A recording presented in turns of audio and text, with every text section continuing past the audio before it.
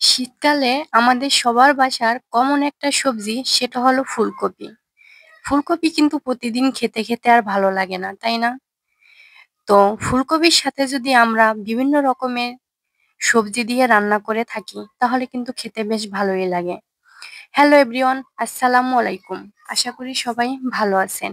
আজকে আমি রান্না করব রুই মাছ দিয়ে ফুলকপি, শালগম, নতুন আলু দিয়ে রান্না করব। প্রথমেই আমি মাছটা ভালো মতো করে ভেজে নিচ্ছি। এখানে আমি নিয়ে নিয়েছি ৪ টুকরা রুই মাছ। আমি সবসময় রুই মাছ কেনার ক্ষেত্রে আমি খেয়াল করে থাকি আমি তাজা মাছটা কেনার জন্য। আমি সবসময় তাজা মাছটাই কিনে থাকি। তাজা মাছটা আপনি যেকোনো সবজি দিয়ে রান্না করলে খেতে কিন্তু খুবই দারুণ লাগে। তো আমার কিন্তু এ পর্যায়ে মাছটা ভাজা হয়ে গেছে।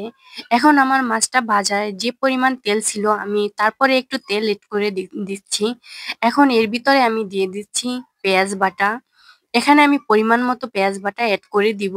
এখানে আমি ৩ টেবিল চামচ পেঁয়াজ বাটা দিয়ে দিচ্ছি। এখানে আমি দিয়ে দিব ১ টেবিল চামচ আদা বাটা, ১ টেবিল চামচ রসুন বাটা। আমরা যদি ফুলকপির সাথে বিভিন্ন রকমের সবজি মিক্স করে রান্না করি তাহলে কিন্তু খেতে বেশ ভালোই লাগে। একটা সবজি কিন্তু খেতে, খেতে একঘেয়েমি চলে আসে আমাদের।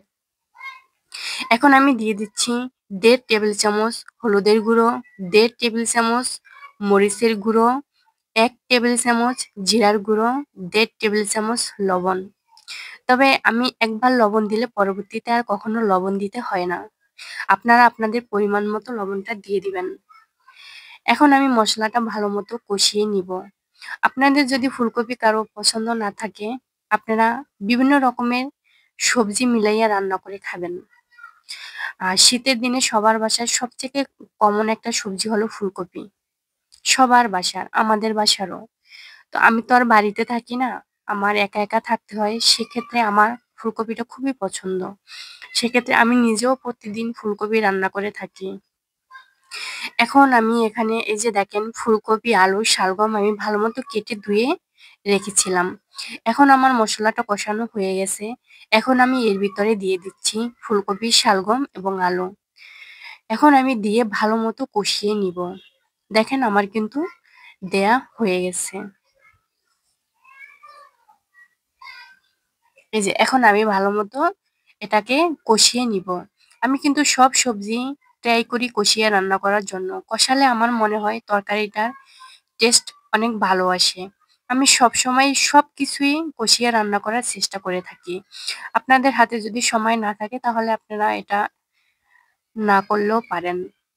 এ পর্যায়ে আমার কিন্তু কষানো প্রায় হয়ে গেছে। এখন আমি এখানে দিয়ে দিব পরিমাণ মতো পানি। এখানে আমি এখন পরিমাণ মতো পানি এড করে দিয়েছি। আমি যে মাছটা ভেজে রেখেছিলাম, দেখেন জলটা বলক দিয়ে দিছে। এখন জলটা বলক দেওয়ার পরে আমি এখন আমার ভাজা মাছটা দিয়ে দিব।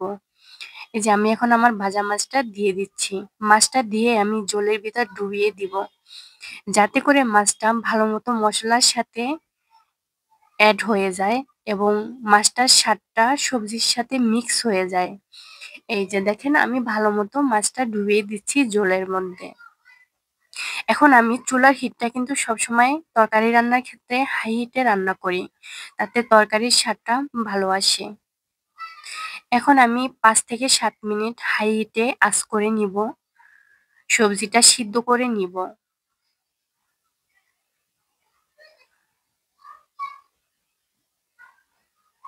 দেখেন এ পর্যায়ে কিন্তু আমার সবজিটা প্রায় সিদ্ধ হয়ে গেছে ৫ থেকে ৭ মিনিট পরে। এখন আমি এখানে দিয়ে দিব ধনেপাতা। আমি আগে থেকে ধনেপাতাটা কেটে রেখেছিলাম। শীতকালে কিন্তু তরকারিতে ধনেপাতা না দিলে শীত, শীত একটা ফিল আসে না। তো ধনেপাতার কিন্তু দিলে তরকারিটা কিন্তু খুবই মজা হয়। আমার কাছে খুবই ভালো লাগে। অনেকে আছে খেতে পারেন না, সেক্ষেত্রে তারা এভয়েড করবেন। এ পর্যায়ে আমি ধনেপাতাটা দিয়ে আমি ভালো মতো সবজির সাথে মিক্স করে নিচ্ছি। এই যে আমার কিন্তু ভালো মতো মিক্স করা হয়ে গেছে। আপনারা চাইলে এভাবে রান্না করতে পারেন। যেকোনো মাছ দিয়েই কিন্তু এই সবজিটা রান্না করা যায়। মাছের মাথা দিয়েও রান্না করতে পারেন। আপনাদের যদি আমার এই রেসিপিটা ভালো লেগে থাকে তাহলে আপনারাও বাসায় ট্রাই করতে পারেন। আপনারা যারা আমার রান্নার ভিডিওগুলা নিয়মিত দেখেন তারা আমাকে কমেন্ট করে জানাবেন আমার রান্নাগুলো কেমন হয় এবং পরবর্তীতে আপনারা কি রেসিপি দেখতে চান। যেটা দেখতে চান সেটাই আপনাদেরকে আমি রান্না করে দেখাবো। তো ভিডিওটি ভালো লাগলে লাইক, কমেন্ট, শেয়ার করবেন।